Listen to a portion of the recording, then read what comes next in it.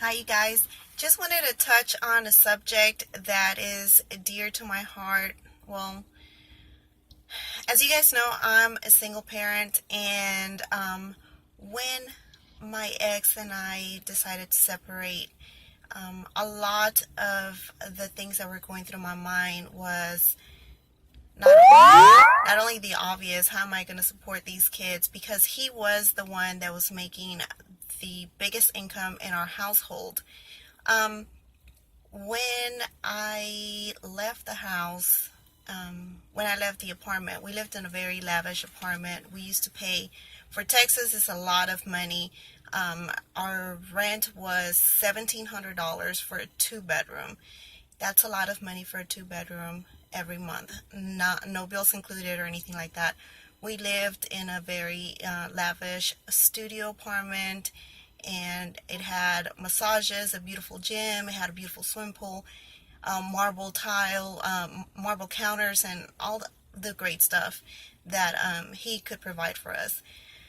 So when I left, a lot of the things that went through my mind was, how am I going to make my mark in the world? How am I going to show him?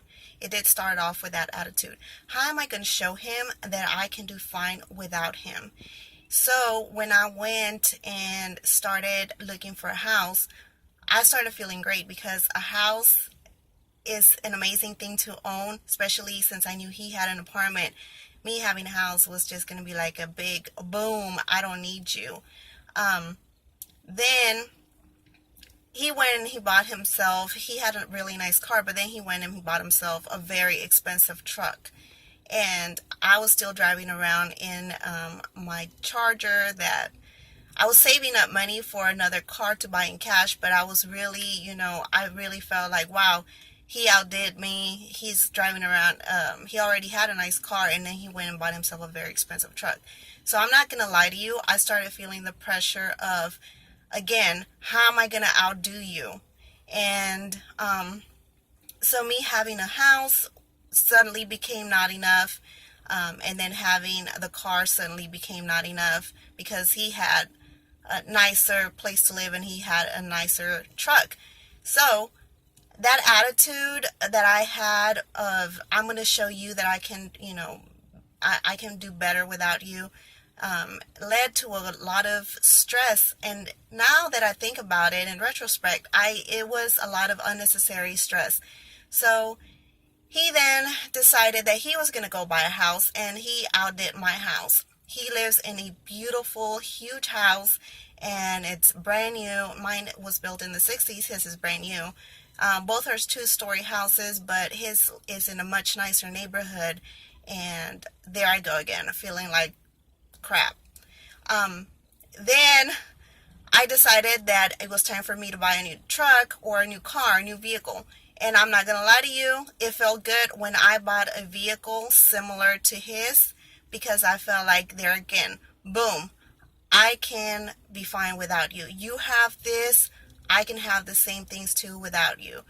The thing is that pretty soon I realized that I was playing a game that was a very unhealthy game to play.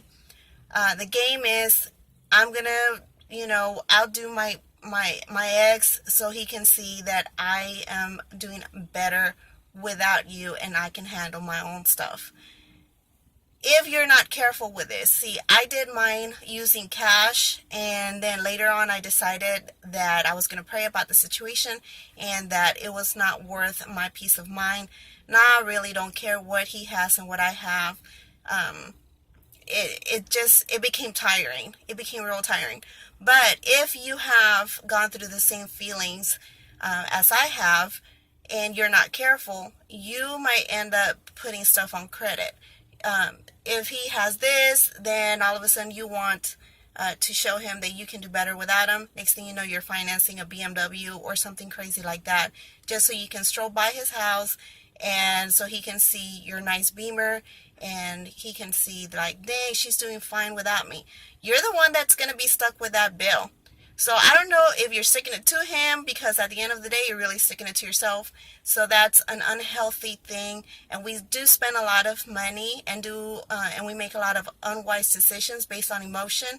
So just be really careful with that, because you might find yourself in a really big financial disaster. I I kind of played that game, I'm not gonna lie, but I was able to play that game using cash.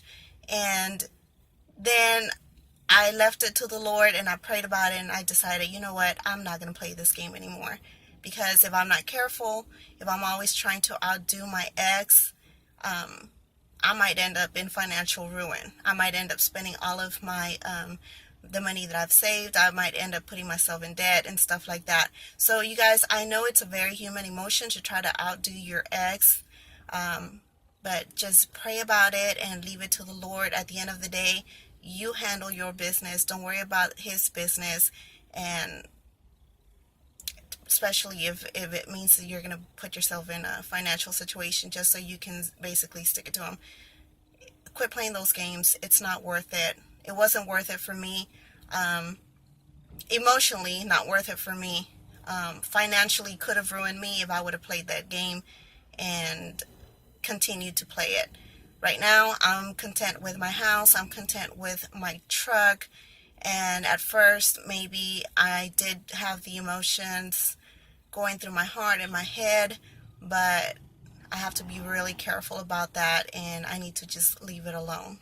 So competing with your ex could lead to disaster. Keep that in mind. Just pray about it instead of trying to be in competition with somebody who doesn't even know that you're in direct competition with them.